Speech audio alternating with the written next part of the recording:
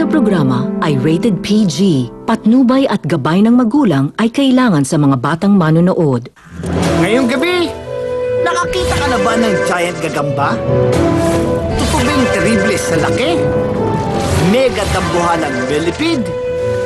Ano naman ang hindi tao, hindi dinosaur, malupit sa away, may layag na makulay? Plus mga teritoryo ng mga insekto, susugurin natin. Mula bubuyog, paru-paro, hanggang sari-saring kulisap. Wala sanang makagat. Haha! Ako po si Aga Mulak. Tumingin-tingin ka lang, maraming pwedeng matuklasan maging isang Pinoy Explorer.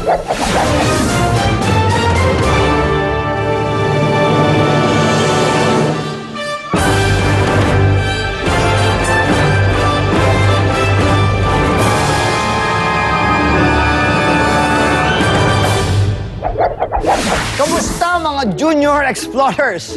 Oras na naman para madagdagan ang inyong kaalaman. Tawagin nyo na rin ang inyong mga kuya, ate, nanay, tatay at mga nakatatanda sa inyo dahil lahat tayo explorers. Di ba, Bibot? Bibot, okay ka lang? Eh kasi kanina pa tong langaw na to eh. Kasalanan mo yan. Baka naman kasi hindi ka naligo. Explorer Aga, bakit ako maliligo? Robot ako, no? Eh di kinalawang ako. Alam ko kaya, joke lang yun, ano? Pasalamat ka nga eh. Yan lang ang gumugulo sa'yo. Dahil daang milyong taon na ang nakakaraan, bago pa man dumating ang dinosaurs, yung mga insekto noon, ang lalaki. Dambuhala.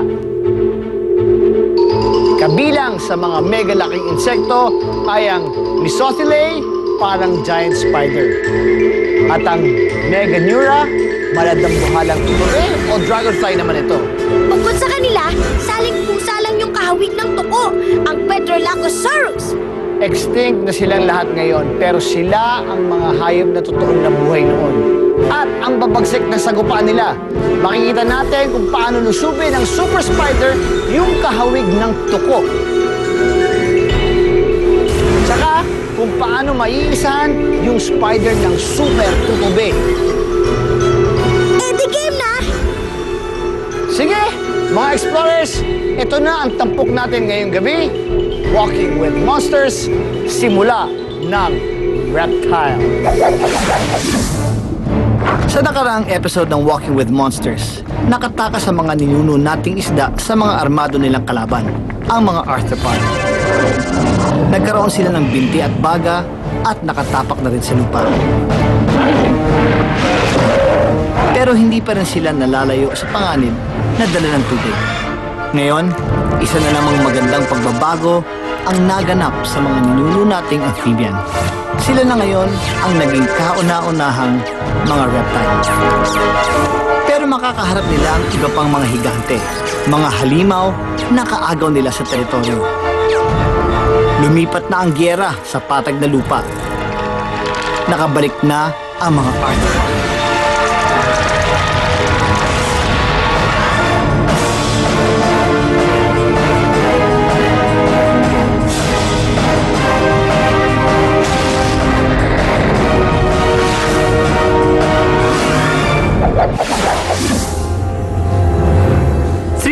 Million years ago, ang mundo ay halos napapalibutan ng mga swamp forest o kagubatan na may latian.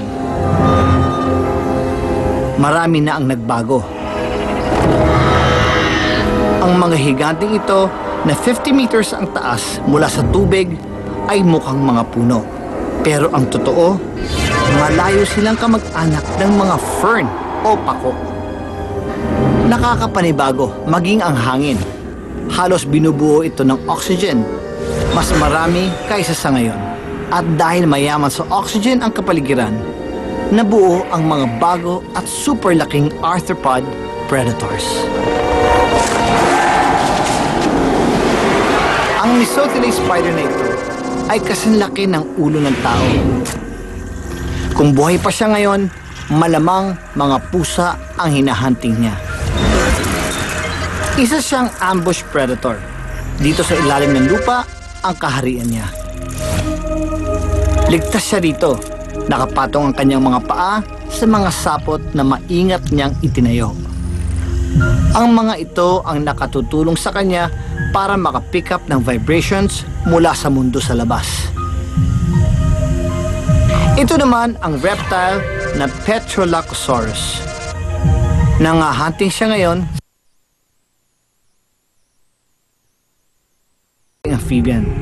Matigas at makaliskis ang kanyang balat kaya madaling naiipon ng tubig dito. Importante yon para sa mga tagalupa na gaya niya. Dahil hindi siya natutuyot kahit nasa ilalim ng araw, pwede siyang lumayo sa mga dagat o ilog.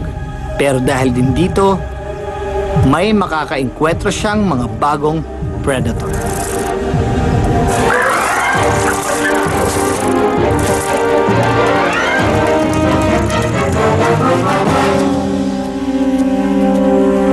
Naunahan ng reptile ang gagamba. Mayroon kasi siyang puso na mas mahusay kaysa sa puso ng kanyang kalaban. In fact, ito rin ang magiging anyo ng puso natin. Malakas itong magbomba ng dugo at oxygen mula sa kanyang katawan papunta sa kanyang mga muscle. Kaya mas nakakatakbo siya ng mabilis at walang pahinga. Pero ngayon, mukhang nakulong siya sa loob ng isang troso. Mukhang ang mga paa ng spider ang pumipigil sa kanyang pagsiksik sa loob. Pero hindi siya agad-agad susuko.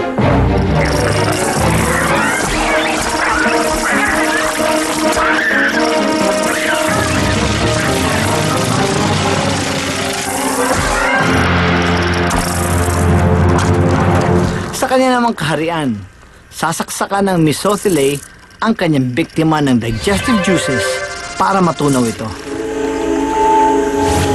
Bukod sa mga predator, may iba pang panganib sa latian. Maaari ding tumaas ang tubig at mabilis ang pagtaas nito ngayon. Dali-daling hinila ng gagamba ang kanyang hapunan, pero mukhang may problema. Binabaha ang kanyang kaharian. Kailangan na niya lumikas. Hindi siya makakapaghukay, kaya kailangan niya makahanap ng ibang butas na malulusutan. Pero kapag nakalabas naman siya, marami ring predator na naghihintay doon. Ang Meganeura ay isang higanting dragonfly o tutubi. Ito ang reyna ng himpapawid noong Carboniferous period.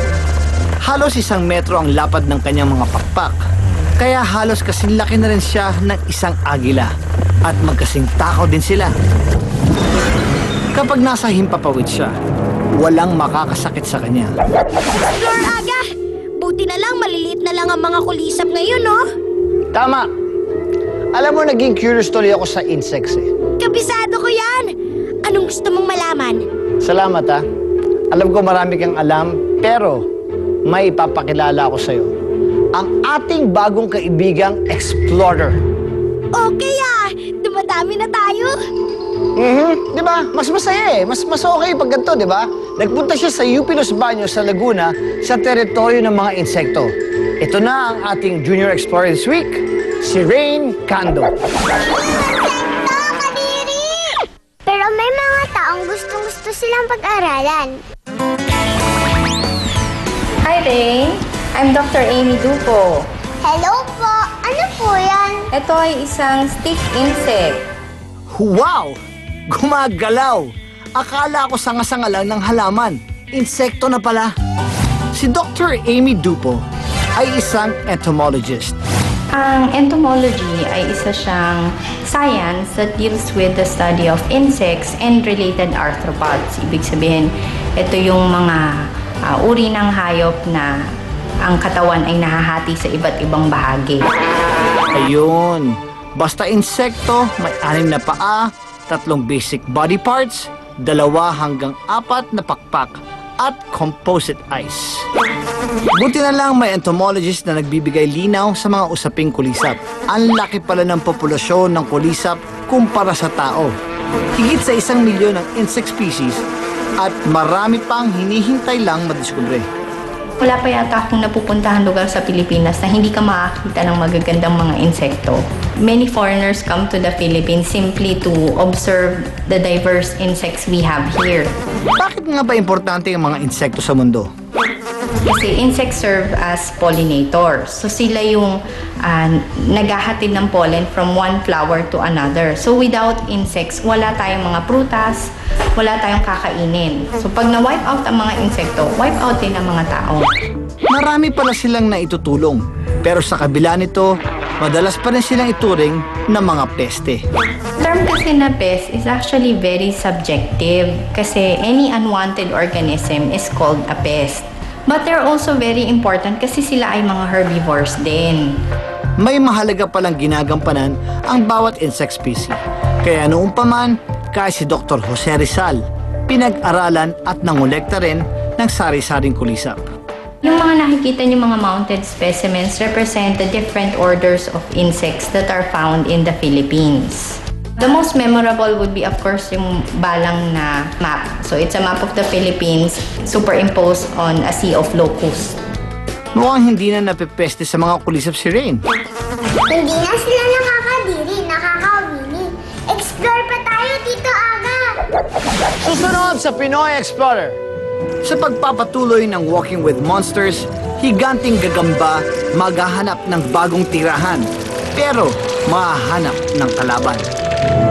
At gubat nanganganib masunog dahil sa kidlat. Kaya walang alisan, ang daming matutuklasan dito lang sa Pinoy Explorer. Anong gagamba ang mas malaki? A. Giant huntsman spider? B. Goliath bird-eating tarantula? Ang sagot sa pagbabalik ng Pinoy Explorer!